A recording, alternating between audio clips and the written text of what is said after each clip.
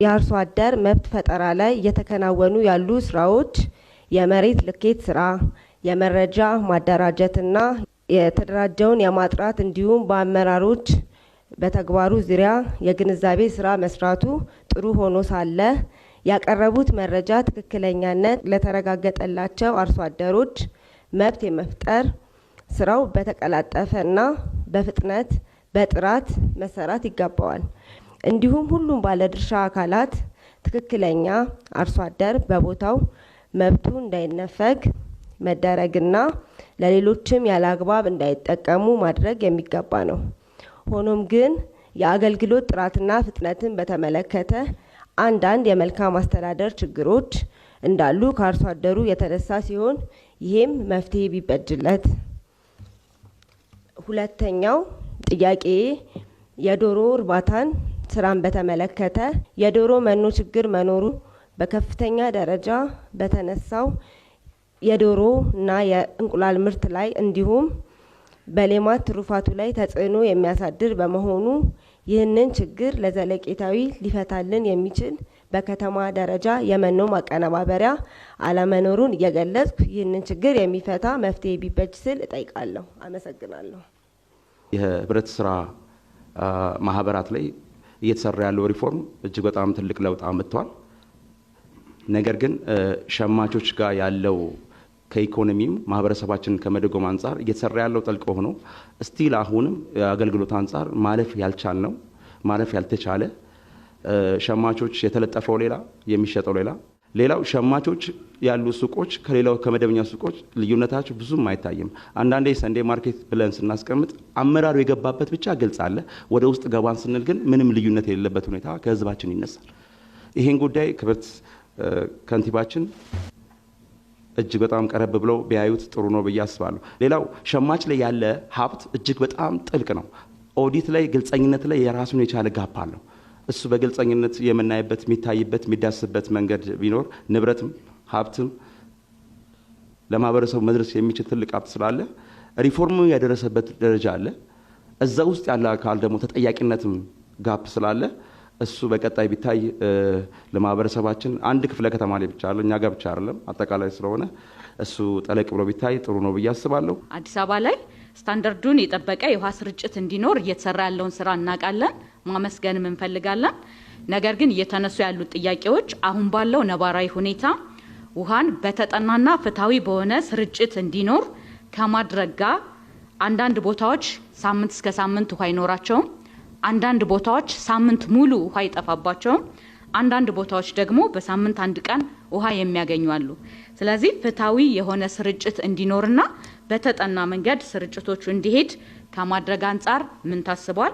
ህዝብ መድረክ የተነሳው ከኑሮ ውድነት ጋር በተለይ የሰብል ምርቶች ላይ ያለው የዋጋ መረጋጋትን ህዝቡ ቴንኪው እናመሰግናለን ከነበረበት ትልቅ ጭማሪ የለውም ባለበት የተረጋጋ እንዲሁም ከአምራች ክልሎች ጋርም ሲነጻጸር ብዙም የዋጋ ልዩነት የሌለው መሆኑን እንደ ጥንካሬ ገልጾ ግን በተለይ የፋብሪካ ምርቶችና ሸቀጣ ሸቀጦች እንዲሁም በወኪል አከፋፋይ የሚገቡ ፈሳሽ የምግብ ዘይቶችን ጭምር የዋጋ ጭማሪው ከእለት ወደ እለት እየጨመረና እያሻቀበ የሄደ መሆኑ እንደ ትልቅ ችግር ተነስቶ ይህን በዘላቂነት ከመቆጣጠር ጋር ተያይዞ በከተማ አስተዳደር ምን ታስቧል የሚል ጥያቄ ነው። ሰሞኑን በመስክ ጉብኝታችን ላይ የገጠሙን ነገሮች አሉ። ኮሪደሩ እኛ ጋር መቼ ነው የሚደርስ ጥያቄ እየተነሳ ነው ያለው። አሁን ይህ ፓራዳይም ሺፍት አሁን ባለበት ሁኔታ ሁሉም ከተሞች ላይ በአንድ ጊዜ ማዳረሱም ችግር ስለሚሆን ነገር ግን በእቅድ ተይዞ መቼ እንዴት መደረግ እንዳለበት የህዝብ መድረኮች ተፈጥሮ ይህንን ለማሳለጥ ክብርት ከንቲባችን የሚሉት ነገር ካለ ቢያካፍሉን የሚል ነው። የብዙሃን ትራንስፖርትን በተመለከተ ነው ጥያቄውም ሲነሳ መሻሻሉ በዘርፉ የታየው መሻሻል በከፍተኛ ደረጃ የሚያስደንቅ ደስ የሚል መሆኑ ተገልጿል። ነገር ግን አገልግሎት አሰጣጡ በጉለሌ ክፍለ ከተማ የተወሰኑ አካባቢዎች ላይ ክፍተት ይታያል። ለምሳሌም ከሼህ ሆጀሌ 47 እና 81 ቁጥር አውቶቡሶች ወረዳ 10 ማለት ነው ችግር አለ። ከለጋር እስከ ድልበር ድረስ ያለው ደግሞ 45 እና 80 ቁጥር አውቶቡሶች ወረዳ 7 እና 8 አገልግሎት የመቋረጥ ሁኔታ አለ። 8 ቁጥር አውቶቡስ ደግሞ አገልግሎት መስመሩን አለማራዘም ስለሚታይ ችግሮቹ መፈታት አለባቸው። ህዝቡ በጣም ነው የጠየቀው ጥያቄ ስለሆነ እንዲስተዋል። ሰሞኑን ያየነው በፌዴራል መንግስት መሶብ በሚል የአጠቃላይ የአገልግሎት አሰጣጦች በአንድ ቦታ ላይ የሚልም ስላለ ይሄ ትልቁ መፍትሄ በመሆኑ ምክንያት ከዚህ ጋራ በተገናኘ ከከተማ አስተዳደሩ ጋራ እንዴት ምን አይነት ግንኙነት አለ?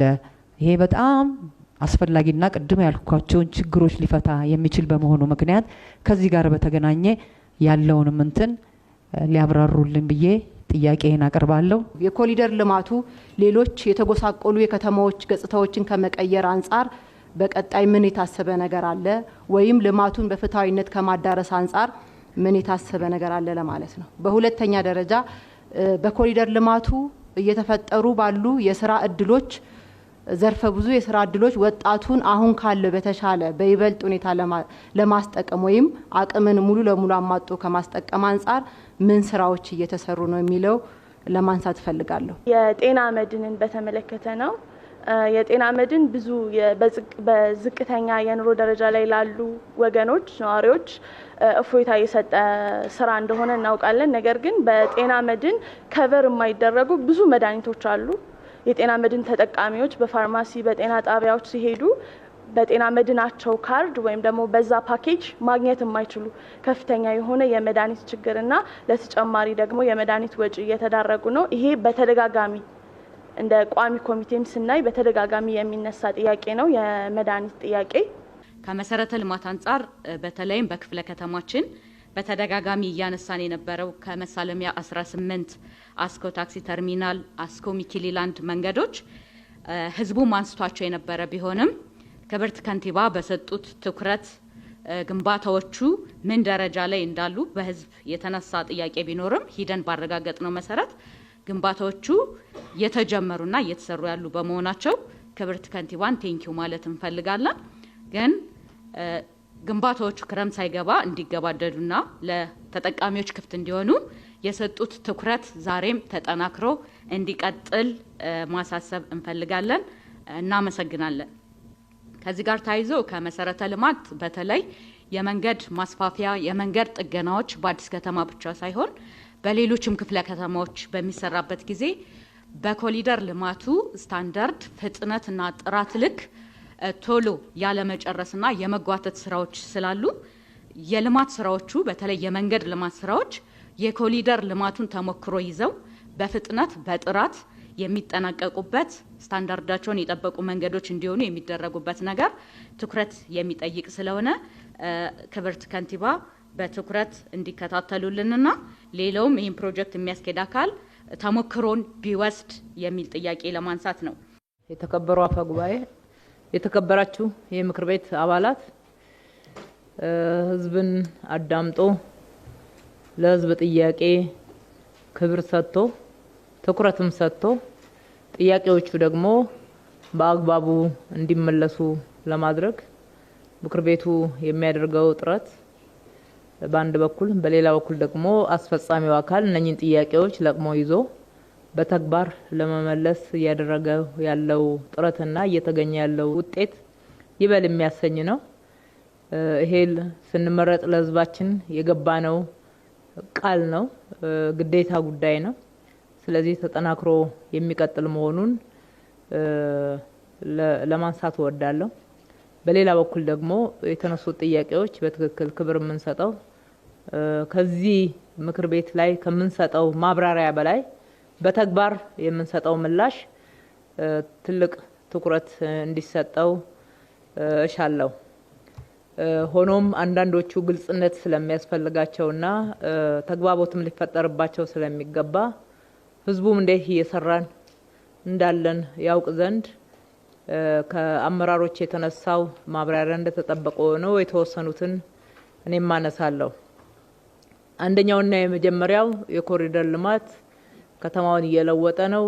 እኛ አካባቢ መቼ ነው የሚደርሰው ወደ ልማቱ ሳይሆን ህዝቡ መምጣት ያለበት ልማቱ ወደ ህዝብ እየተጠጋ መሄድ አለበት የሚለው ከህዝብ ጥያቄ አንጻር ትክክለኛ ጥያቄ ነው። ከተማውን እያደሰ ነው፣ እየለወጠ ነው፣ በርካታ መሰረተ ልማቶች እያሳለጠ ነው። ከአገልግሎት አንጻርም ከዛ አንጻር ጥያቄው ትክክል ነው።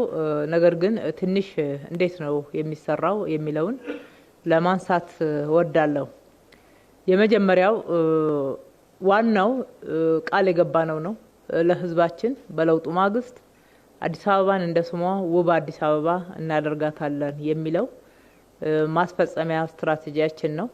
ያንን ቃላችንን በተግባር እየተገበርን ያለንበት ልማት ነው። የኮሪደር ልማት በዚህ ደረጃ አቅዶ መስራት ይህንን ቃል መፈጸም እንደሆነ ሊሰመርበት ይገባል። ከዛ በተጨማሪ ግን ከከተማችን ይዘት ይህንን ለማለት አዲስ አበባን እንደ ስሟ ውብ አበባ እናደርጋታለን ለማለት መነሻ የሆኑትን የከተማችን ይዘት ከመሰረተ ልማት አንጻር ማንሳቱ አስፈላጊ ነው። ከከተማ ጽንሰ ሀሳብ ከከተሜነት ጽንሰ ሀሳብ መለኪያ አንጻር አንዲት ከተማ በትክክል የከተሜነትን መስፈርት አሟልታለች ተብላ እውቅና የሚሰጣት በአብዛኛው መሰረተ ልማትን መሰረት ያደረገ ነው። በተለይም የፍሳሽ አወጋገድ ስርዓት፣ የመንገድ መሰረተ ልማት፣ የመብራት፣ የቴሌኮም ከሱ ጋር የሚያዙ የትራንስፖርት አገልግሎቶች በትልቅ መስፈርት ይጠቀሳሉ። ቀጥሎ ደግሞ የአረንጓዴ ሽፋን የከተማ ውበትና ንጽህና ነው። ከተማ በብዙ መንገድ ሲለካ ውብ፣ ጽዱ፣ አረንጓዴ የሚሉ ቃላትን ደጋግመን እንሰማለን። ከተማችን ከዚህ አንጻር ያለችበት ይዘት ጥናቱ በተደረገበት ወቅት እንዳወቅነው እንደምናስበው አይደለም። የመንገድ መሰረተ ልማትን ከወሰድን ከ20 እጅ በታች ሽፋን ያለው ሆኖ ነው የተገኘው። የአረንጓዴ መሰረተ ልማትን ካየን በከተማችን ላይ ያለው ሽፋን ከ2.8 የበለጠ አልነበረም። ዓለም ላይ ከተሞች የሚለኩበት የአረንጓዴ ልማት ሽፋን ግን 30 እጅ እንዲሆን ይጠበቃል። ስታንዳርድ ሞልቷል ማለት። ስለዚህ ከተማችንን ለነዋሪዎች ምቹ ማድረግ፣ ክፍት ማህበረሰቡ የሚጠቀምባቸው በጋራ የሚገለገልባቸው የሚዝናናባቸው ከተማ መተንፈስ አለበት። የፓርክ የመሳሰሉት የአረንጓዴ ስፍራዎች፣ የልጆች መጫወቻ፣ ወጣቶች የሚገናኙበት አካላቸውን አእምሯቸውን የሚያበለጽጉበት የስፖርት ማዘውተሪያ ስፍራዎች ስጋችን ብቻ ሳይሆን አእምሯችን ጭምር መመገብ ስላለበት የተለያዩ መናፈሻ ስፍራዎችን በከተሞች እንደ ትልቅ መስፈርት ተደርገው መሰራት እንዳለባቸው ለዜጎች መቅረብ እንዳለባቸው የዓለም አቀፍ ሕግ ያስቀምጣል። ከዚህ አንጻር ከተማችንን ተወዳዳሪ ማድረግ ማለት በዓለም ደረጃ ከከተሞች ጋር ብቻ መወዳደር ሳይሆን በዛ ውስጥ ተጠቃሚ የምናደርገው ነዋሪዎቻችንን ዜጎቻችንን እንደሆነ ታሳቢ ተደርጎ ነው እየተሰራ ያለው። የስታንዳርድ ጉዳይ የመጸዳጃ ቤቶች የህዝብ መገልገያ ስፍራዎችን ስናይ ከተማችን ላይ አሁን ትልቅ ለውጥ እየመጣ ነው። የአረንጓዴ ሽፋንን ብቻ ከወሰድን ከ2.8 አሁን ከ20 እጅ ልቋል። የዘንድሮ አልወጣም። በእርግጠኝነት የዘንድሮ ውጤት ሲመጣ ከ20 እጅ በላይ ውጤት ይመጣል ብለን እንጠብቃለን። በአጭር ጊዜ የ30 እጁን ሽፋን ለመሸፈን ነው እየሄድን ያለ ነው። ይሄ ለዜጎች ጤና ነው። ይሄ ለዜጎች ለአእምሮም ለአካልም እጅግ በጣም አስፈላጊ ነው። ይሄ አደጋን ለመከላከል ቅድም ስታነሱ የነበራችሁት የጎርፍ አደጋ ተመሳሳይና ተያያዥ ችግሮችን ለመከላከል በጣም መሰረታዊ የሆነ መሰረተ ልማት ነው። የመንገድ ሽፋናችን አሁን ሰፍቷል። ቅድም የመንገዶች ባለስልጣን ኃላፊው ሲያነሱት እንደነበረው በከፍተኛ በአንድ አመት ውስጥ ከ700 ኪሎ ሜትር በላይ መንገድ መጠገን ማለት ያልተለመደ ስራ ነው። በኮሪደር ልማት የሰራነው ስራ ይሄንን ከፍ ያለ ቁጥር እንዲመጣ አድርጎታል ማለት ነው። የጠገናቸው፣ ያደስናቸው፣ ያሰፋናቸው መንገዶች መንገድ ለሰው ብቻ ደግሞ እንዳይሆን መንገድ ለእግረኛ ከ80 እጅ ያላነሰ የከተማችን ነዋሪ በእግሩ የሚንቀሳቀስበት ከተማ ውስጥ መንገዶችን ለመኪና ብቻ ወይም ለተሽከርካሪ ብቻ ልናዘጋጅ አንችልም። መንገዶቻችን ለሰውም ጭምር መሆን አለበት። በደሃውና በሀብታሙ መካከል የተቀራረበ ፍትሃዊ የሆነ አጠቃቀም ሊኖር ይገባዋል ነው። ህፃናት በርቀው የሚያድጉባት ከተማ በአእምሯቸው የሚገነቡበት በአካላቸው የሚገነቡበት ይሆን ዘንድ በከፍተኛ ሁኔታ የህፃናት መጫወቻ ማቆያ ቦታዎች ትልቅ አብዮት ነው እያካሄድን ያለነው። ልብ ብላችሁ ከሆነ ከተማው ላይ ማህበረሰቡም ይህንን ይመስለኛል ያነሳው። ጥቅል አይሆንም እየተጠቀመበት ስላለ። በሌላ በኩል የኮሪደር ልማት ሰፊ የስራ እድል ነው የፈጠረው።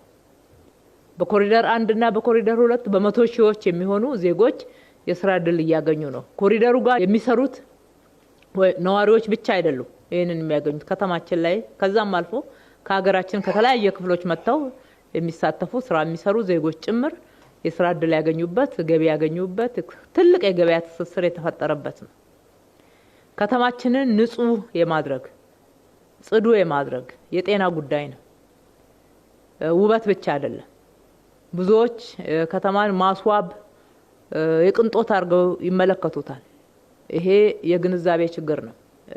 ከተማ ማስዋብ እጅግ በጣም በተጠጋጋ ሁኔታ ነዋሪዎች ዜጎች አብረው በሚኖሩበት አካባቢ ላይ ውብ ንጹህ የመኖሪያ አካባቢ የመኖሪያ ቤት ማቅረብ የግድ ነው። አንደኛ ጤና ነው። ሁለተኛ ለአእምሮ እድገትም ጭምር ለሰላማዊ የሆኑ ግንኙነቶችም እጅግ በጣም አስፈላጊ ነው። ማህበራዊ ትስስርን ጭምር የሚያጠናክሩ ስለሆኑ እነኚህን መሰረተ ልማቶች ህዝባችን ጋር ስናደርስ ትልቅ ገቢን ይጨምራል። የመነገጃ ስፍራዎች እየታደሱ የበለጠ ሳቢ የሆኑ ተመልሰው ለነዋሪው እንዲደርሱ ነው የተደረገ ያለው። በኮሪደር 2 ብቻ የካዛንቺስን ብቻ ባነሳላችሁ ካዛንቺስ አካባቢ ለተነሱ ነዋሪዎች ወደ 1444 መነገጃ መስሪያ ማምረቻ ሼዶች ማቅረብ ችለናል። በመንግስት የገነባነውና በግል ባሉት በያዙት ቦታ ላይ በፍጥነት ገንብተው ንግድ መቀዛቀዝ እንዳይፈጠር ያደረጉ ግለሰቦች የሰሩትን ጨምሮ 400 ያክል ሱቆች ተጠናቀው አሁን ወደ ስራ እየገቡ ነው። ትላንትና ከሚነግዱበት ሁኔታ ጋር አይገናኝም። ገበያቸውም የዛኑ ያክል ነው የሚጨምረው። ሳቢ ነው የሚሆነው። በርካታ ወደ ትንንሽ ሱቆች ጎራ ብሎ የማይገዛው ዜጋ ጭምር የማይሸምተው ዜጋ ጭምር አሁን ይስበዋል። ወደዛ ነው የሚሄደው። ቱሪዝምን ይስባል። የሀገር ገቢ ያድጋል። የቱሪዝም ዘርፉን ያሳድጋል። በአጠቃላይ ኮሪደር ልማት ላይ ህዝባችን የጠየቀውና ያነሳው ጥያቄ ተገቢነት ያለው ነው። ነገር ግን ደግሞ ይህንን ጥያቄ መመለስ የምንችለው በቅደም ተከተል ነው። በአንድ ጊዜ ይህንን የቆየ እርጅና የተጫጫነው የከተማችንን አካባቢ በራሳቸው ጊዜ እየፈረሱ ያሉ እነኚህ ጭቃ ቤቶችን እንዲሁም ስታንዳርዳቸውን ያልጠበቁ የከተማውን ስትራክቸራል ፕላን ጠብቀው ያልተገነቡ ከተማዋን ለጎርፍና ለተያያዥ አደጋ እየዳረጉ ያሉ አካባቢዎችን ሁሉ ባንዴ ብናድስና ብናስተካክል ደስታውን አንችለው። ነገር ግን ጊዜም ሀብትም ይወሰነናልና ቅደም ተከተል አስይዘነዋል። ነገር ግን ደግሞ የማይሰራ ቦታ አይኖርም። ምክንያቱም መጀመሪያ ላይ እንደጠቀስኩት ከተማችንን እንደ ስሟ ውብ አበባ የማድረግ ትልቅ ራዕይ ነው የተያዘው። ይሄ ሙሉ ከተማዋን ስናዳርስና በዛ ደረጃ ስናመጣ ነው። በተወሰኑ አካባቢዎች ላይ በሰራነው ብቻ የተሟላ ሊሆን አይችልምና ስለዚህ ጀምረናል፣ እንቀጥላለን። የከተማችን ነዋሪዎች ትግስት አድርገው ቅደም ተከተል አስይዘን አብረን እንሰራለን። እስካሁን የሰራናቸው ቦታዎች ላይም ብቻችንን የሰራነው ነገር የለም። የሰራነው ከህዝቡ ጋር ነው። ከ7000 በላይ ህንጻዎቻቸውን አድሰው ፋሳድ ላይ ታርገው ክላድ አርገው አሳምረው ያቀረቡት እና ከተማዋን ስታንዳርዳይዝ ማድረግ ውስጥ ትልቅ አስተዋጽኦ ያደረጉት የከተማችን ነዋሪዎች ናቸው። በኮሪደር ስራ በሚሰራበት አካባቢ መሳራት ቡና እያቀረቡ ሰራተኞቻችንን ሲያበረታቱ የነበሩት የከተማችን ነዋሪዎች ናቸው። እነኚህን ትልልቅ በተለይ መንገዶች ስናሰፋ በሰፊው የተዘረጋው መሰረተ ልማት ለመዘርጋት አስፈላጊ የሆነው የወሰን ማስከበር ስራ በሚሰራበት ሰዓት መልሶ ማልማት እንደ ካዛንቺስ እንደ ፒያሳ ያሉ አካባቢዎችን ስንሰራ እነኚህ የከተማችን ነዋሪዎች ፈቃደኛ ሆነው ልማቱ ገብቷቸው አምነውን ይሁንታቸውን ባይሰጡ ኖሮ ይህንን ስራ ልንሰራ አንችልም። በብዙ መንገድ ተያይዘን የከተማችን ነዋሪዎች ስለደገፉ ነው። በመቶ ሚሊዮኖች ልናወጣ የነበረው ወጪ የተወሰኑት የከተማችን ኮንትራክተሮች ለወራት ማሽነሪዎቻቸውን ሰጥተውን ነው። በቀን 6000 7000 ሊከራዩ የሚችሉ ማሽነሪዎቻቸውን 2 ወር 3 ወር ከኛ ጋራ ያለምንም ክፍያ እንዲቆዩና አብረውን እንዲሰሩ አድርገው ነው። በርካታ የከተማችን ወጣቶች በበጎ ፈቃድ የተነሺዎችን እቃ ማጓጓዝ፣ መደገፍ፣ ሌሎችም በጉልበታቸውና በእውቀታቸው አገልግሎት ሰጥተው ነው። የአዲስ አበባ ከተማ የዲዛይን አጠቃላይ እነኚህ ጥናቶች የተደረጉት በተለይ ዲዛይን ስራ የከተማችን ባለሙያዎች ከዩኒቨርሲቲ እስከ ግል የኮንሰልተንሲ ኤጀንሲ ያላቸው ባለሙያዎች በበጎ ፍቃድ ነው አገልግሎት የሰጡት። የጋራ ስራ ነው፣ የጋራ ውጤት ነው። ተባብረን ነው ከተማችንን እየሰራን ያለነው። በአንድ በኩል እንደዚህ ተባብረን መስራታችን ተባለቤትነትም ወጪያችንን የሚያቃልል ነው የሚሆነው። በሌላ በኩል ደግሞ ታቅዶ በደንብ ዲዛይን ተደርጎ የማያዳግም ስራ መሰራት ይችል ዘንድ ሌሎችንም አካባቢዎች በተመሳሳይ በጥናት ቅደም ተከተል አሲዘን የምንሄድበት መሆኑን በዚህ አጋጣሚ በተጠየቀው ልክ ለማንሳት ነው። ሁለተኛው ከኑሮ ውድነት አንጻር የተነሳው ነው። እንግዲህ አዲስ አበባ ላይ የኑሮ ውድነትን ሁኔታ ተረድተን የህዝባችንን የኑሮ ጫና ገብቶን የገበያ መዛባት፣ የገበያ ላይ ዋጋ መቀያየር፣ አጠቃላይ ዓለም አቀፋዊ ሁኔታ፣ ሀገር አቀፋዊ ሁኔታ፣ የከተማችን ሁኔታን ከግንዛቤ ያስገብተን በርካታ ምላሾችን ለመስጠት ጥረት አድርገናል። የምክር ቤት አባላትም ህዝባችንም እውቅና የሰጠበት ነው። የመጀመሪያው ከዘላቂነት አንጻር ምርትን መጨመር ስለሆነ አቅርቦትን መጨመር ስለሆነ ትልቅ ትኩረት የሰጠ ነው። አቅርቦትን ለመጨመር የሚያስችለን ስትራቴጂ ነድፈን ነው የተገበርነው። በከተማችን 4 በሮች ላይ ትልልቅ የገበያ ማዕከላት ተገንብተው ምርት እንደ ልብ የሚገባበት ከተማ አዲስ አበባ ነው። ከየትኛውም የኢትዮጵያ አካባቢ ያለምንም ኬላ ያለምንም መንገድ ላይ የተለየ ክፍያዎች አዲስ አበባ ላይ ምርት እንዲመጡ የሚያስችሉ ስራዎችን ሰርተናል። በዚህ አጋጣሚ በተለይ ግብርና ምርቶች ላይ የደላላዎች ሰንሰለት ተበጣጥሷል። አንዳንድ ማሳያዎችን ባነሳ ደስ ይለኛል። ከአንዳንድ ከአዲስ አበባ ውጪ ከሆኑ አካባቢዎች መጥተው ከአዲስ አበባ ሽንኩርት ገዝተው ሲሄዱ፣ ቲማቲም ገዝተው ሲሄዱ፣ ሌሎች አትክልትና ፍራፍሬዎችን ገዝተው ሲሄዱ አይተናል። ለምን ብለንም ጭምር ጠይቀናል። አንዱ ዋጋ ነው፣ ሁለተኛው ጥራት ነው የነገሩ። ይህንን በዶክመንት ይዘነዋል። ስራውን ማጠናከር ስለሚገባን መስፋትም ስላለበት እነኚህ የገበያ ማዕከላቶች ያመጡትን ለውጥ መነሻ አድርገን መጨመር እንዳለብን አቅደን ሰራን። አሁን በዚሁ በጀት ዓመት የላፍቶና የለሚኩራ ቁጥር 2 ገበያ ማዕከል ተጠናቆ ወደ ስራ የሚገባን የሚሆነው። ከዚህ በተጨማሪ እሁድ ገበያ ነው። እሁድ ገበያ በተለየ ሁኔታ ገቢ ለመሰብሰብ ማንሄድበት ህዝባችንን የምንደጉምበት ስትራቴጂ ነው። ደሃው እንደ ልብ ወጥቶ ንጹህ ትኩስ የሆነ ምርት ማግኘት የሚችልበት የግብይት ጊዜውን ራሱ አቅዶ ከእሁድ ከቅዳሜ ጋራ አያይዞ እየተዘጋጀ ወጣ ብሎ በአካባቢው ላይ ትራንስፖርት ሳያወጣ መገብየት እንዲችል ወጪው እንዲቀንስለት የማድረግ ስራ በየበሩ እንዲከፈት የፈቀድ ነው። ትራንስፖርት ሳያወጣ ተጨማሪ ወጪ ሳይመጣበት መገብየት እንዲችል ነው። ይህንን በማድረግ ሂደት ከ200 በላይ የገበያ ማዕከላቶች ወይም ደግሞ የእሁድ ገበያዎች እና የቅዳሜ ገበያዎች ተከፍተዋል። አብዛኛው ጥሩ ነው።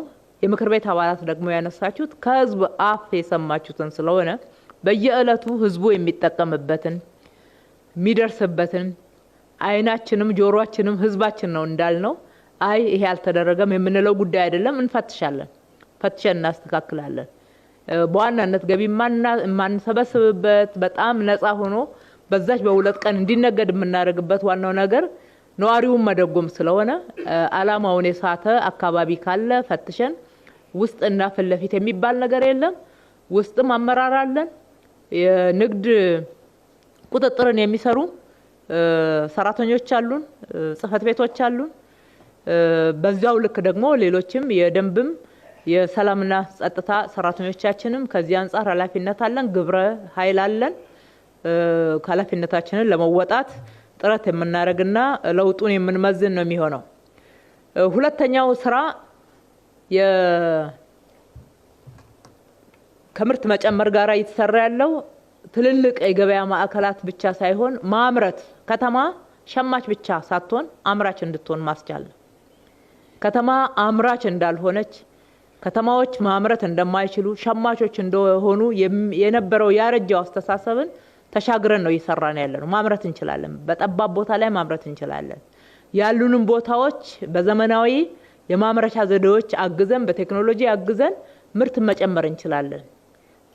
ከሚታረሱ የገጠር አካባቢዎች ብቻ ምንጠብቅ መሆን የለብንም የሚለውም ውጤት አምጥቷል። አዲስ አበባ ላይ የአቃቂ የግብርና ምርቶች ማምረቻና የአርሶ አደር ልቀት ማዕከል ይሄንን ነው የሚያሳየው። ፋሲካ ላይ ያላያችሁም በድንገት እንቁላልን 20 ብር ሲያስገቡ በ10 ብር ያለውን እንቁላል እንዳለ በየቦታው አወጣን። ተገደው ከ15 ብር በታች እንዳወረዱት በደንብ መረጃዎች አሉ። ምርቱ እስከሚገባ ድረስ የተወሰኑት ተጎድተው ሊሆን ይችላል። በተለይ ደሃው ማህበረሰብ መክፈል የማይችለው በልዩ ሁኔታ ተለይቶ ከነኚህ በ10 ብር ከመንሸጥባቸው ሱቆች ብቻ መግዛት እንዲችል የማድረግ ትልቅ ርብርብ ነው የተደረገው። በተመሳሳይ በዶሮም እንደዛው አይነት ለውጥ አለ። በቂ አይደለም። በርካታ ወጣቶች ተደራጅተው በዶሮ እና በከተማ ግብርና እየተሰማሩ እየሰሩ ነው። እናቶች ጭምር እየሰሩ ነው። ሌላው ቢቀር ላለመግዛት ከውጪ የራሳቸውን ፍጆታ እቤታቸው መቻል እንዲችሉ በ5 ዶሮ በ10 ዶሮ በ3 በ4 ዶሮ የቤተሰብ ፍላጎታቸውን መሸፈን እንዲችሉ ዘመናዊ የሆነች ኬጂ በቲቪቲዎቻችን በቴክኒክና ሙያ ኮሌጆቻችን እያስመረተን እንዲያገኙ የማድረግ ስራ ተሰርቷል። ከመኖ ማቀነባበሪያ ጋራ የተነሳው ትክክል ነው፣ ግን የለም የተባለው ደግሞ ስህተት ነው። አለ በቂ አይደለም። በዚህ የግብርና ስራን በከተማ እናስፋፋ ብለን በጀመርን ማግስት አንድ የዶሮ መኖ ማቀነባበሪያ ከግለሰብ ጋራ በፓብሊክ ፕራይቬት ፓርትነርሺፕ ከፍተናል። የሚቀርብበት ሰንሰለት ችግር እንዳለበት አይተን በቅርብ አንዱ አርሶ አደር ኮሚሽን ላይ ፈታነው ችግር እሱ ነው። ነገር ግን አሁንም እሱም በቂ አይደለም። አሁን በየቦታው ዶሮን ማርባት የተጀመረ ስለሆነ ፍላጎቱ ከፍ ያለ ነው። ፍላጎቱ ከአንድ ፋብሪካ በላይ ስለሆነ ጥቆማውን ወስደን የበለጠ ለመስራት ጥረት እናደርጋለን፣ ይሰራልም። በሌላ በኩል የቁጥጥር ስራ ነው። ምርትን በማቅረብ በርካታ ህገወጥ ንግዶች፣ አላግባብ ዋጋ መጨመር እንዲስተካከል የማድረግ ስራ ዋናው ስትራቴጂያችን ነው። ሁለተኛው ቁጥጥር ነው። ግብረ ኃይል አለ። ቅድም ሲነገር እንደነበረው በምክትል ከንቲባው የሚመራ ግብረ ኃይል ቁጥጥር ይደረጋል። ህጉን ጠብቀን በመናረጋው ቁጥጥር እርምጃዎች እየወሰድን ለውጦችን ማየት ጀምረናል። ቁጥጥር ብቻ አይደለም፣ ነጋዴዎችን እናወያያለን። የሚሸጡት ለነዋሪዎቻቸው ነው። ነዋሪዎች ዜጎች እዚህ ከተማ ስላሉና ስለሚሸምቷቸው ነው ገቢ የሚያገኙት። ስለዚህ መተሳሰብ ይገባል በሚለውም ጭምር የሚለወጡ እንዳሉ አይተናል። መተሳሰብ ይገባል። በአንድ ጊዜ በርካታ ያልተገባ ትርፍ ማጋበስ ሳይሆን ከሰው ከምትኖሩት ማህበረሰብ ጋራ ከምትኖሩት ከናንተ አካባቢ ጋራ ከምትኖሩበት አካባቢ ጋራ ጭምር መልካም ስምን ማትረፍ አንዱ ትልቁ ትርፋችሁ ይሁን የሚለውን የተቀበሉን ነጋዴዎች አሉ። ይሄንንም እያሰረጽን መሄድ ላይ የምንሰራ ነው የሚሆነው። ሶስተኛው ድጎማ ነው። ድሆችን እንደጉማለን። ዝቅተኛ ገቢ ያላቸውን የኑሮ ጫናው በጣም መቋቋም የሚያቅታቸውን ምንም ገቢ የሌላቸውን ማህበረሰብ እንደጉማለን። አዲስ አበባ በዚህ የለውጥ ዘመን ለዜጎች ትኩረት በመስጠትና የሚገባቸውን ዜጎች በፍትሃዊነት ተጠቃሚ እንዲሆኑ ማድረግ ላይ በምሳሌነት የምትጠቀስ ከተማ ሆናለች። የመጀመሪያው ዜጎችን የምንደጉመው አንድም የወደፊት ኢንቨስትመንት ነው ብለን፣ ሁለተኛ የዛሬ ኑሮ ጫና ማቃለያ ነው ብለን በቢሊዮኖች ገንዘብ ወስነን በምገባ ፕሮግራማችን ነው ወደ 1 ሚሊዮን የሚጠጉ የአዲስ አበባ ተማሪዎች በቀን 2 ይመገባሉ ትኩስ ምግብ። ይሄ በተማሪዎቹ ላይ የሚፈጥረው የእኩልነት ስሜት ሌሎች በጣም ዘላቂ ኢንቨስትመንትነቱ እንደተጠበቀ ሆኖ በርካታ የአዲስ አበባ እናቶች ደግሞ ጫናቸው ተቃሏል። ስለ ልጆቻቸው ምግብ፣ ስለ ልጆቻቸው ዩኒፎርም፣ ስለ ልጆቻቸው መማሪያ ቁሳቁስ አያስቡም፣ አይጨነቁም። መንግስት ያንን ጫና ወስዶላቸዋል። በቀን ወደ 35,000 የሚሆኑ አረጋውያን ለተለያዩ ማህበራዊ ችግር የተጋለጡ ዜጎች በቀን አንድ ጊዜ ንጹህ ትኩስ ምግብ እጃቸውን ታጥበው በአካባቢያቸው ላይ ይበላሉ። 26 የምገባ ማዕከላትን ገንብተን ወደ ተግባር አስገብተናል። በተለይ አሁን ልማት ተነሺዎች አካባቢ ደግሞ ጨምረን ከ22 ወደ 26 ያደረስ ነው። እነሱ አካባቢ ተጨማሪ ገንብተን ነው። ይህንን ማድረግ ለዜጎች ቅድሚያ የመስጠት ጉዳይ በፍትሃዊነት ደግሞ ተደራሽ እንዲሆን ማድረግ ነው አገልግሎታችን። ምክንያቱም አንዳንዶቹ በጣም አረጋውያን ናቸው፣ ጠያቂ የላቸውም፣ ደጋፊ የላቸውም፣ ጡረታ የላቸውም፣ ይገባቸዋል። አንዳንዶቹ ደግሞ ለተለያዩ ማህበራዊ ችግር ተጋልጠዋል፣ በአካል ጉዳት በተለያየ መንገድ። ከዛ በመለስ እነሱ ውስጥ መስራት የሚችሉ ዜጎችን ደግሞ ለይተን የማሸጋገር ወደ ስራ የማስገባት ስራ ሰርተናል። በቅርብ ጊዜ ሚዲያ ላይ አይታችሁ ከሆነ በተወሰኑ የምገባ ማዕከል ላይ ለ1 ዓመት ተኩል ሲመገቡ የነበሩ ወደ 316 የሚሆኑ ሴቶችን እና ወጣት ልጆች እዛ ውስጥ ያገኘናቸውን አሰልጥነን ትንሽ መስሪያ ቦታና መስራት የሚችሉትን የስራ ዘርፍ ለይተን ወደ ስራ አስገብተናቸዋል። በህብረት ስራ ማህበር የሚቀርበው ምርትም በተመሳሳይ ትልቅ የመንግስት ድጎማ ያለበት ነው። በህብረት ስራ ማህበራታችን ላይ በዝርዝር ቀርቧል። ደግሞም ጠንከር ያለ ሪፎርም ወስደናል። የማይነካ አካባቢ ነበር። ህብረት ስራ ሲነካ ጩኸቱ በጣም ከፍተኛ ነው። ወደ ታች በተለይ ወደ ሸማቾች አካባቢ ማለት ነው። የህዝብ ሳይሆን እዛ ተመርጠው የሚመሩ ሰዎች ንብረት እስከሚመስል ድረስ የመብት ጥያቄ ጭምር አድርገው ነው። በጣም የቆየ ያልተጠየቀ የማይነካ ከመሆኑ የተነሳ እሱም መነካካት በነካካን ሰሞን ጩኸቱን ሰምታችኋል። ያንን ግን ተሻግረነዋል። አሁን እንዳላችሁት ኦዲት ማድረግ ማጥራት፣ ሁሉም ወደ ተመሳሳይ ደረጃ መጥተዋል ወይ? በለጠፉት ዋጋ ይሸጣሉ ወይ? ለምንድን ነው ከለጠፉት ውጪ የሚሸጡት የሚለውን ክፍት አድርገን ልባችንና አእምሯችንን የቱ ጋ ነው የሚለውን ዝርዝር መረጃ ወስደን እየፈተሽን ማስተካከል ይገባል። ከዛ ውጪ በድጎማ ነው ምርት የሚቀርበው። የአብዛኛው ሀብትም እንደሆነ ታሳቢ ተደርጎ መመራት ይኖርበታል።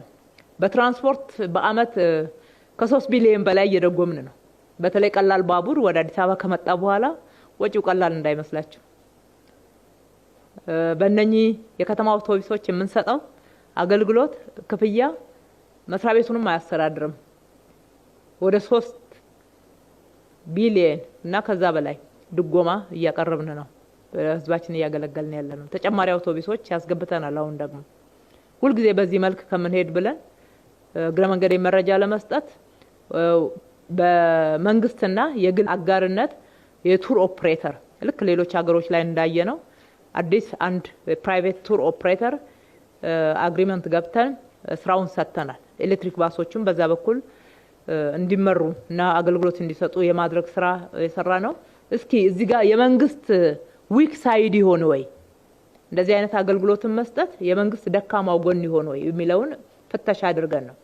ምክንያቱም ስለ መንግስት የሚያገለግላቸውን አገልግሎቶች አንዳንዶቹን አውትሶርስ እናርግ። በተለመደው መንገድ ብቻ አገልግሎትን ማሻሻል አንችልም።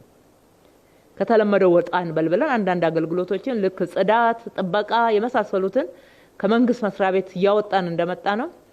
በ100 አውቶቡሶች ጀምረናል። ቀስ ብለን አጠቃላይ የፓብሊክ ትራንስፖርት ወይም ደግሞ የአውቶቡስ አገልግሎት መስጠት ዋና አላማውን ሳይስት ማህበረሰቡ ላይ ጫና ሳይፈጥር በፕራይቬት ኦፕሬት መደረግ የሚችልበትን እየሞከርን ነው ማለት ነው። ለማንኛውም እዛም የሚሰጠው ድጎማ ቀላል አይደለም። ጤና መድን ላይ ጥያቄ ተነስቷል። ነገር ግን ጤና መድን አዲስ አበባ ከተማ አስተዳደር ወደ 1 ቢሊዮን ድጎማ የሚሰጥበት አገልግሎት ነው። አንዱ አገልግሎት ነው ማለት ነው። መድኃኒት እዛም እዚህ እጥረት አጋጥሞ ሊሆን ይችላል። በጤና መድን ለሚገለገሉት ብቻ አይደለም። ሀገራችን ውስጥ የመድኃኒት እጥረቶች ያጋጥሙናል እንደምናውቀው አሉ። ለሁሉም መድኃኒት ለሚፈልጉ አካላት የሚያጋጥመው እጥረት ካልሆነ በስተቀር በጀት መድበን ቅድሚያ ተሰጥቷቸው እየተገለገሉ እንዳሉ ፋርማሲዎችም ይሄ ግዴታ ተጥሎባቸዋል። የከተማ ፋርማሲዎች ማለት ነው። የተለየ ሁኔታ የታየበት ቦታ ካለ ደግሞ መረጃውን ወስደን አጥርተን ምላሽ የምንሰጥ ነው የሚሆነው። በጤና መድን በኩል ወደ 1 ቢሊዮን አካባቢ ነው የምንደጉመው። የመኖሪያ ቤት አሁን በዚህ 9 ወር ብቻ 5600 መኖሪያ ቤቶችን ገንብተን እነኚህ ቤት ለወዳደቀባቸው ላረጀባቸው ቤት ጠይቀው ለረጅም ጊዜ ከተማው ላይ ሲጠብቁ ለነበሩ ሰዎች መስጠት ችለናል። ይሄ ማለት በኮሪደር ልማት ለተነሱት አይደለም። በኮሪደር ልማት ለተነሱት 9700 ቤቶችን ያቀረብነው ምንም ቤት ላልነበራቸው በጥገኝነት በደባልነት ቆጥ የመሳሰሉትን ሰርተው የቀበሌ ፓርሰል ውስጥ አንዳንድ ነገሮችን ለጣጥፈው ይኖሩ የነበሩ ወደ 2000 የሚሆኑ የከተማችን ነዋሪዎችም ራሳቸውን ችለው እንዲኖሩ በመጠለያ መልክ ሰርተን እነሱንም ጭምር መኖሪያ ስፍራ እንዲያገኙ ማድረግ ችለናል። ማብሰያ ያለው ንጹህ መጸዳጃ ያለው አንድ ሰው እንደ ሰው በክብር የሚኖርበት ቤትና መጠለያ ማለት ነው። ከዛ ውጪ የምክር ቤት አባላት ያነሳችሁት ይሄ እንደተጠበቀ ሆኖ የመደብነው ይሄ ሁሉ ሀብት በትክክል ማህበረሰባችን ጋር እየደረሰ ነው ወይ እንዴት እየተገለገለ ነው የሚለው ከማንም በላይ ምስክሩ የከተማው ነዋሪ ነው። ከተማው ነዋሪ ነው። ጠቆም የተደረጉበትን አካባቢዎች እየፈተሽን እያስተካከልን የግንዛቤና የመረጃ ችግር ከሆነ ደግሞ መረጃ እየሰጠን የምንሄድ ነው የሚሆነው። ሶስተኛው የተነሳው ጥያቄ ከአገልግሎት ጋር የሚያያዝ ነው። አገልግሎትና የመልካም አስተዳደር ጥያቄ። አንደኛ ምክር ቤቱ እንዳነሳው በዚህ በምክር ቤት የሚሆን በራሳችን ክትትልና ግምገማ የምናገኛቸውን ክፍተቶች በልዩ ሁኔታ አቅደን ነው የምንመልሰው። በልዩ ትኩረትም ክትትል እናደርጋለን፣ እንገመግማለን። በአንደኛ ሩብ ዓመት ምን የስራ አቅጣጫ ሰጠን ብለን በሁለተኛው ሩብ ዓመት እንገመግማለን። ነገር ግን እስከ ግምገማ ጊዜ አንጠብቅም። እስከዛ ድረስ ይሰራበት ቆይቶ ነው። በሁለተኛው ሩብ ዓመት የሰጠናቸውን የስራ አቅጣጫዎች በሶስተኛው ሩብ ዓመት አሁን ገምግመን ነው የወጣ ነው። እንዲሁ ምክር ቤታችንን በተለያየ ጊዜ ከህዝብ የተነሳለትን ጥያቄ ቆጥረን ይዘን ምላሽ ሰጥተናል። ምክር ቤቱም ህዝቡም ይሄንን እውቅና ስለሰጠ ደስ ብሎኛል። ህዝቡ ጋር ምላሹ ደርሷል ማለት ነው። ስለዚህ አንዳንዶቹም በዝርዝር ባነሳቸው ጥሩ ነው የሚሆነው። ምክር ቤቱ ከዚህ በፊት ያነሳቸው ጥያቄዎች የመጀመሪያው ከተጀምረው የቆሙ መሰረተ ልማቶች በተለይ ከመንገድ ጋር ተያይዘው ያሉት ያነሳቸዋቸውን የነ 18 ቁጥር ማዞሪያ እነ መሳለሚያ ብቻ ሳይሆን ባለፈው እዚህ ምክር ቤት ላይ የተነሱ ተጀምረው አልፈጠኑም፣ ሁለተኛ ዘግይተዋል የተባሉትን ፕሮጀክቶች አጥንተን በርካታ ውስብስብ ጥያቄዎች አሉባቸው ነበሩባቸው። ነገር ግን ያንን መፍታት ችለናል። በተለይ ከዋጋ ማካካሻ ጋራ ከህግም አንፃር በጣም አስቸጋሪ ነበር። እንደ አዲስ ማጫረስ ደግሞ የሚያስከትለውን የገበያ ጥናቱን አይተን የሚያስከትለው ወጪ ለከተማው ከባድ መሆኑን አይተን ከኮንትራክተሮቹ ጋር አብዛኛውን ተግባብተናል። ከተግባቦት በኋላ አሁንም አላዋጣንም፣ የወቅቱ ዋጋ ተቀየረ የሚሉ ኮንትራክተሮች ደግሞ አሉ ስራ ያቀዛቀዙ። አሁን ለሁለተኛ ለሶስተኛ ጊዜ ዋጋ ማካካሻ ማድረግ አንችልም። የዘገዩ የቆዩ የድሮ ፕሮጀክቶች መሆናቸውን ታውቃላችሁ። እነኚህ ላይ የምናደርገው በተቻለ መጠን ከአቅም በላይ ከሆነ በራስ ኃይል መግባት ነው። በራስ ኃይል ገብተን በራሳችን ማሽነሪዎችና ባለሙያዎች ሰርተን ለመጨረስ እንደ ፕላን ቢ ተዘጋጅተን ያለነው። አሁንም ለማጠናቀቅ አስፈላጊውን ጥረት እናደርጋለን። ሁለተኛ የማህበር ቤቶች ናቸው እዚህ ቤት ተነስተው የነበሩ። የማህበር ቤቶችም እንደምታውቁት ከፍተኛ የሆነ ውስብስብ የሆነ ችግር ያለበት የሌብነት ሽፋን መስጫ ጥያቄም እንደነበረ፣ በሌላ በኩል ደግሞ እዛ ውስጥ በርካታ በፍታዊነት መብት የሚገባቸው ሰዎች የተጎዱበት ነው። ከ3 ጊዜ በላይ ታግዷል። በኢህአዴግ ዘመንም በ2008 ታግዶ ነበር። እንደገና በለውጡ 2 ጊዜ ነው የታገደው። ስለዚህ አሁን እስኪማያዳግም የሆነ መፍትሄ እንስጥ ብለን ጥናቱን ከታች እነሱንም እያሳተፍን አደረግን። በተቻለ መጠን ፍትሃዊ ምላሽ ሰጥተናል ብለን እናምናለን። የማህበር ቤቶች ጥያቄም ምላሽ አግኝቷል። ከአርሶ አደር ጋራ ተያይዞ የተነሳው ጥያቄ 3ኛው ጥያቄ ነበር። በተለይ በባለፈው ምክር ቤት ተደጋጋሚ ጥያቄ ሆኖ ነው የተነሳው። እሱንም ከዚህ በፊትም ለመመለስ ብዙ ጥረት አድርገናል። ነገር ግን እየተመለሰ በአርሶ አደር ስም አላግባብ ተጠቃሚነትን ለማስፈንና በዚህ ልክ ብዙ ጫናዎችን የመፍጠር ሂደቶች የነበሩበት ነው። ከዛ ጋር የተሟላ ምላሽ መስጠት አልቻልንም ነበር። አሁን ግን በየሳምንቱ እየገመገም ከታች ከወረዳ ጀምሮ ኃላፊነት የሚወስዱ ሰዎችን ከአርሶ አደር ኮሚቴ፣ ከወረዳ፣ ከክፍለ ከተማ ስራው የሚመለከታቸው የስራው ኃላፊዎችና ባለሙያዎች በደንብ እንዲሳተፉበት አድርገን ከልኬት ጋራ የሚነሳው ጥያቄ ተፈቷል። ከልኬት ጋራ ብቻ አይደለም ከወሰን ጋራ የሚነሱ ጥያቄዎች ተፈተዋል። ሁለተኛ ይገባኛል መብት ይገባኛል የሚሉትንም በተመሳሳይ ሁኔታ አጥርተናል። ወደ 27000 አካባቢ አመልካቾች ነበሩ። ከዛ ውስጥ አጥርተን 6800 ያክሉ ትክክለኛ ያልሆኑ ጥያቄዎች መሆናቸውን አጥርተን ውድቅ አድርገናል። በህዝብም አስተችተናል። ከዛ በመለስ ያሉትን ደግሞ ህጋዊ መብት ይገባቸዋል የሚለውን በደንብ ለይተን በየደረጃው እየጸደቀ መጥቶ አሁን ሲስተም ላይ አፕሎድ እየተደረገ ነው። እሱን ትንሽ መታገስ ያስፈልጋል ማለት ነው። እየጨረስን ነው። ብዙ እየሄድን ነው። ከዚህ አንጻር የተሰራው ስራ ስር ነቀል ነው ማለት ይቻላል። ይሄንንም አጀንዳ ዘግቶ ማለፍ። ሁለተኛ ነገር ደግሞ ለልማትም ስንፈልግ በስርዓቱ ለሚመለከተውና ባለመብት ለሆነው ብቻ ካሳ ተሰጥቶ ማስተናገድ የሚቻልበትን አግባብ ለመተግበር የሚያስችል ነው። አራተኛው ተነስቶ የነበረው ከከተማ አውቶቡስ አገልግሎት ጋራ ነው። የከተማ አውቶቡሶች እያሉ ሰው ጥለው የሚያልፉበት በባዶ የሚጓዙበት የሚጠብቅ እያለ መጠበቅ ማለፍ ብቻ ሳይሆን ያላግባብም ማስከፈልም አለ።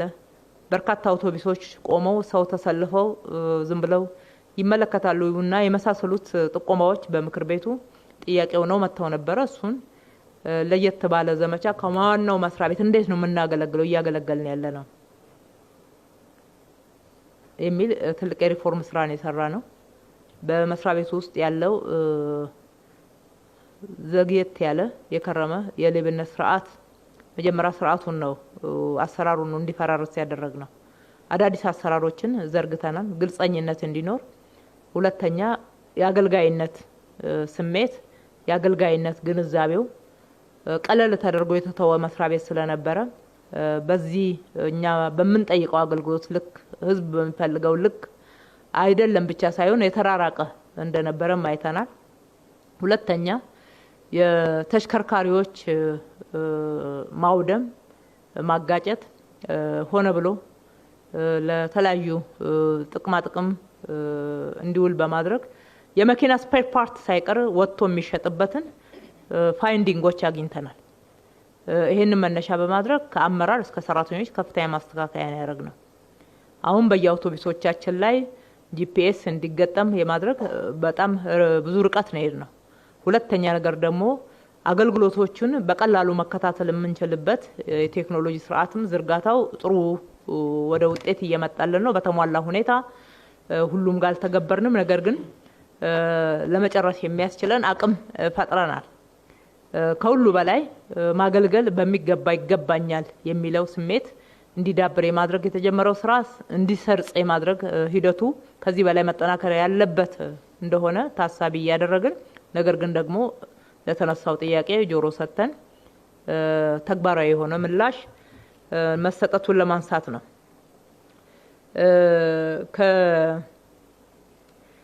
አጠቃላይ አገልግሎትን ከማዘመን ጋራ ከመሶብም ጋራ አንስታችሁ ያነሳችሁት አንደኛ ቴክኖሎጂን ከመጠቀም አንፃር እድሜ ለኮሪደር ልማት ከተማችን ላይ የቴክኖሎጂ መሰረተ ልማት ዝርጋታው ትልቅ ለውጥ አዲስ አበባ ላይ ያመጣል ብለን እንጠብቃለን። ከፊታችን ያለው ጊዜ ህዝቡ ሮሮ የሚያሰማበት የአገልግሎት አሰጣጥና አገልግሎት የማግኘት መብት ትልቅ እምነት የጣልንበት ስራዎች ተጀምረዋል። በአንድ ጊዜ አይለወጥም፣ ጊዜ ይጠይቃል። ነገር ግን ደግሞ የተጀመሩ ስራዎች በጣም ተስፋ ሰጪዎች ናቸው። አገልግሎታችን እንዲሳለጡ፣ እንዲናበቡ፣ ወደ አንድ ማዕከል እንዲመጡ እንዲሁ አይቻልም። ያንን ለማድረግ መናበብ አለባቸው። አንዱ አገልግሎት ከሌላ አገልግሎት ጋር መናበብ አለበት። ኢንተርፌሲንግ መጠበቅ መቻል ይገባዋል። አሁን የአንድ ማዕከል እየገነባን ያለ ነው። ከፌዴራል መስሪያ ቤት ወይም ደግሞ እንደ ሀገር ከተመረቀው ቀጥሎ የአዲስ አበባን ጠብቁ። አዲስ አበባ በፍጥነት እናደርሳለን። እየሰራንበት ነው። ቀደም ብለንም ጀምረናል። ወደ 87 የሚሆኑ ዋና ዋና አገልግሎቶችን ዲጂታላይዝ አድርገናል። ወደ 262 የሚሆኑ ንዑስ የአገልግሎት አይነቶችን ዲጂታላይዝ አድርገናል። በድምሩ 347 የአገልግሎት አይነቶችን ዲጂታላይዝ አድርገናል። የምንሰጣቸው አገልግሎቶች በእርግጥ በሺ የሚቆጠሩ ናቸው።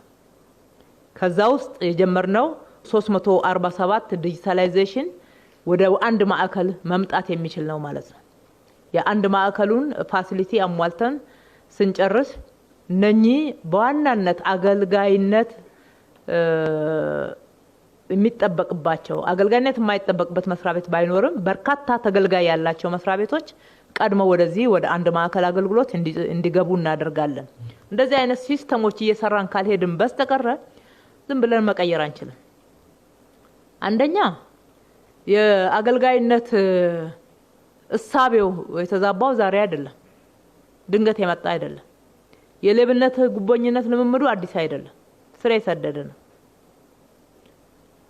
ሰው የመንግስት ሰራተኛ ወይም ኃላፊ ሆኖ ከተቀጠረ ፎር ግራንት የማይነካ የማይጠየቅ የሚመስልበት ሁኔታ ነው። በሀገራችን ውስጥ ቢሮክራሲው ይሄ ልምምድ የሆነ በትክክል ያለማገልገል ቢሮ ገብቶ መውጣት እንደ ሰራተኝነት የሚያስቆጥር ህዝብን አለማክበር ብዙ ለውጥ ልናመጣባቸው የሚገቡ ጉዳዮች ናቸው። ነገር ግን ደግሞ በጣም በፍጥነት ወዲያውኑ እንደ ኮሪደር ልማት አቅደን ለውጥ የምናመጣበታለን። የሰው ጭንቅላት ላይ ለውጥ መምጣት አለበት። ማህበረሰቡ ተገልጋዩ ራሱ ለውጥ ማምጣት አለበት። ጉቦ እየተሸከመ አመራሮቻችንን የሚያበላሽ ሰራተኞቻችንን የሚያበላሽ አለ። ስለተቸገረ ነው እንዳትሉ፣ የተቸገረ ብቻ አይደለም የሚያደርገው አላግባብ ተጠቃሚነትን ጭምር ለማግኘት ሲባል እንደዚህ አይነት ስህተቶች አሉ። ያንን ጫና የሚቋቋም ሰራተኛ አመራር ደግሞ እያበዛን እያባዛን መሄድ አለብን። ያጠፉትንም ከመጠየቅ አንጻር ያለውን በዚህ 9 ወር የሰራነውን ስራ ባነሳ መልካም ነው የሚሆነው። ከሀብት አንጻር በጸረ ሙስና ኮሚሽን በኩል የተሰራውና በፍትህ ቢሮ በኩል ከሶ ሀብትን ከማስመለስ አንጻር በቢሊየን ሀብት እንዲመለስ ተደርጓል። ያላግባብ ወደ ግለሰቦች ለመሄድ ክርክር ሲደረግባቸው የነበሩ ውጤታማ ሆነናል። ከዚህ በፊት መንግስት አያሸንፍም ነበረ ፍርድ ቤት ላይ ተከሶ። ሁልጊዜ መንግስት ተሸናፊ ነው እንደምታውቁት፣ መረጃውን በደንብ እናውቀዋለን ሁላችንም። በዚህ ዘመን ግን ወደ 87% ከተማችን በተከሰሰበትም ሆነ በከሰሰበት አሸናፊ ሆኖ ነው ይወጣ ያለው። ይሄ የኛ ውጤት ብቻ አይደለም፣ በትክክል መረጃውን መዝነው ውሳኔ የሰጡንም አካላትን የሚያካትት ነው። በትክክል ደግሞ የመንግስትን ሀብትና የህዝብን ሀብት ለመጠበቅ ኃላፊነት የተሰጠበት አካልም ኃላፊነቱን ከመወጣት አንጻር የሰራው መልካም ስራ እንደሆነ ማየት እንችላለን። ወደ 90 የሚሆኑ ከወረዳ ጀምሮ እስከ ማዕከል ድረስ ያሉ ኃላፊዎችን ቀጥተናል፣ ከኃላፊነት አንስተናል፣ የተለያዩ ቅጣቶችን ቀጥተናል። በዚህ 9 ወር ውስጥ ወደ 1726 የሚሆኑ ሰራተኞችን የተለያዩ የቅጣት አይነት ቀጥተናል።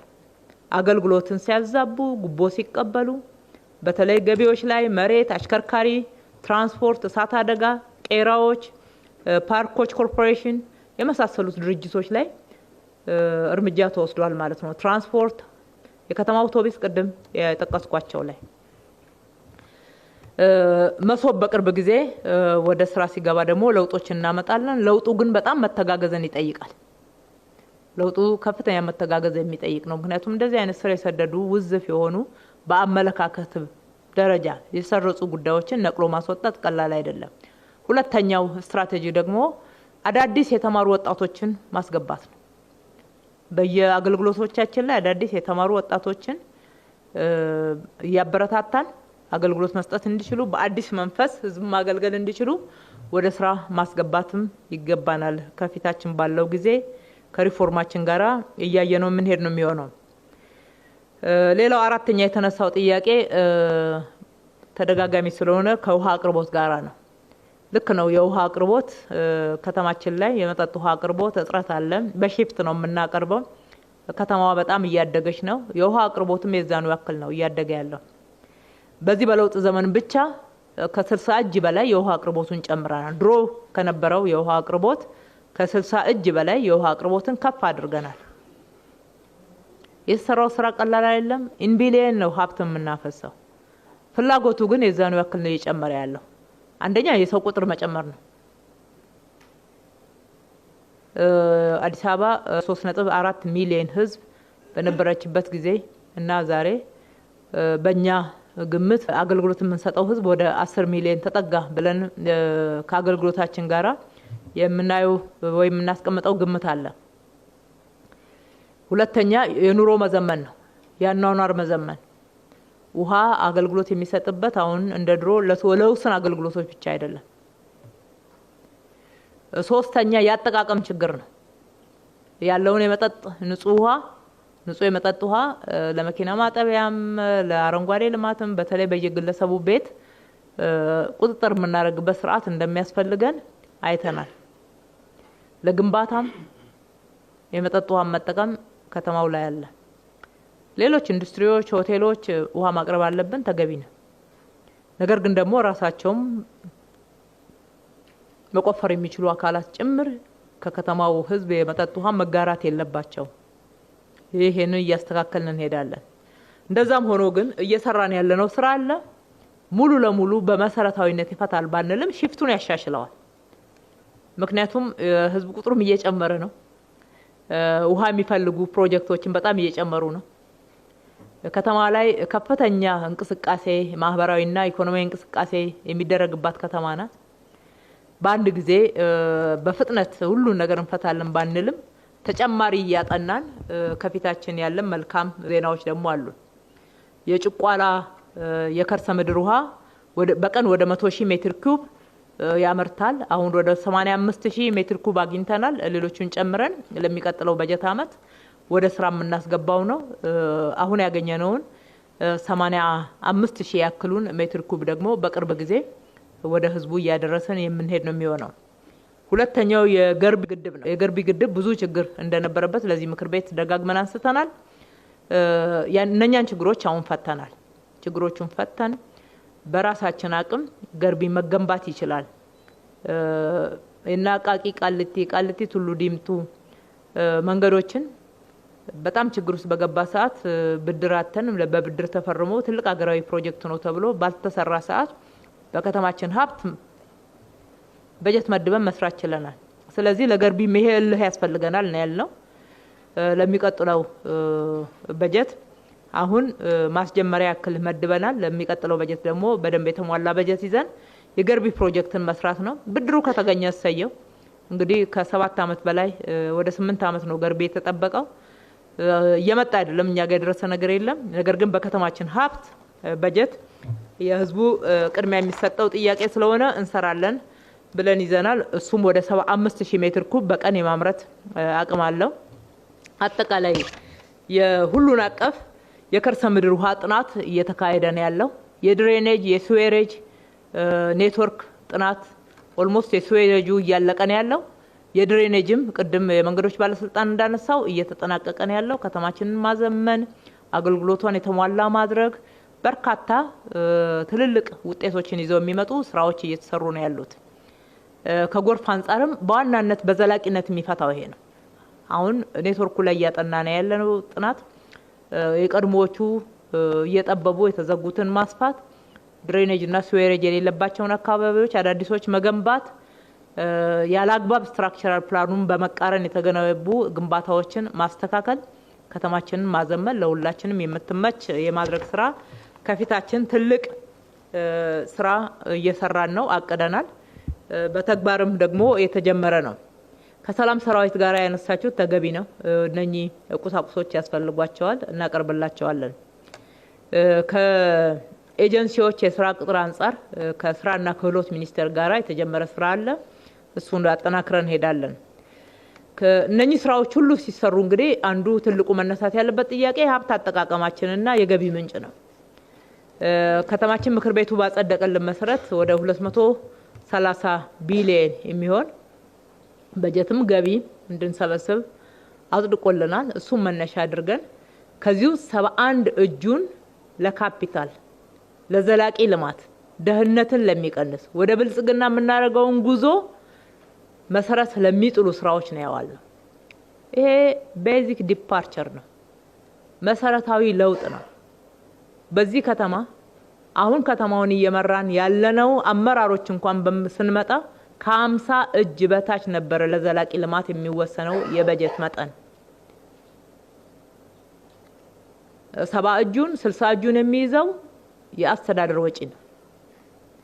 ለካፒታል የበጀት ነው። ይሄንን በጀት ደግሞ በተሟላ ሁኔታ ከብክነት፣ ከሌብነት፣ ከዘረፋ ነፃ ሆኖ ባይተገበር ኖሮ ይሄንን ልማት አታዩ። አሁን ከንግግር በላይ ተጨባጭ ነገር መመዘን ነው።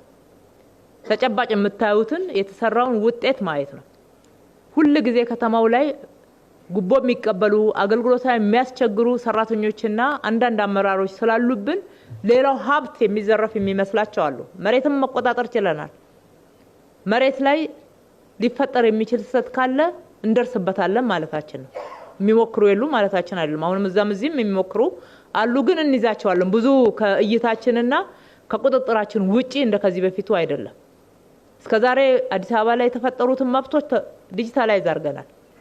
በህጋዊ መንገድ የሚሆን በተሳሳተ መንገድ እሱንና ማጥራት ስራችንን ኦዲት የማድረግ ስራችንን ቀጥለንበታል።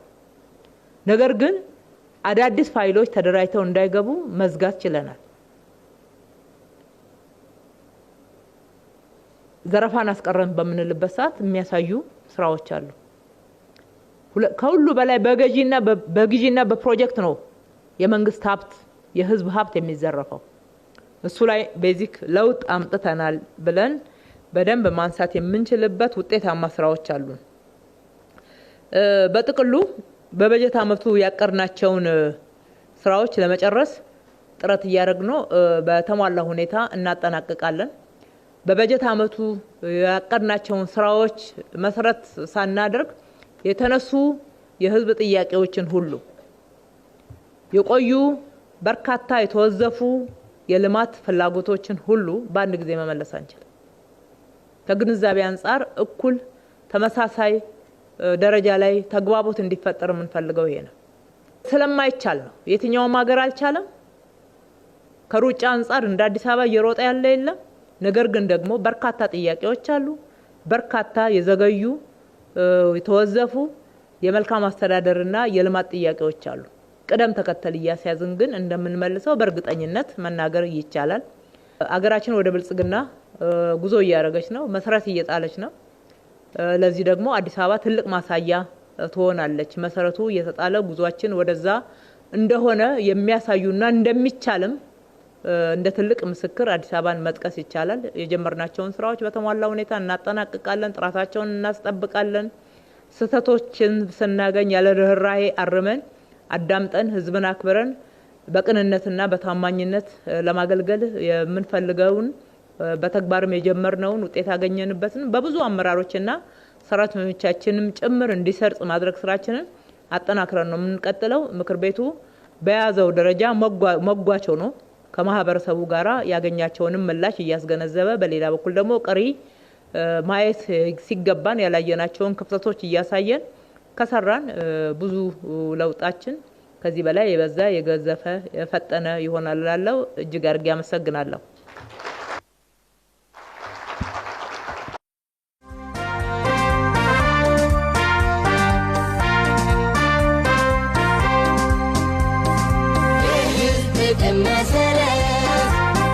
Sabah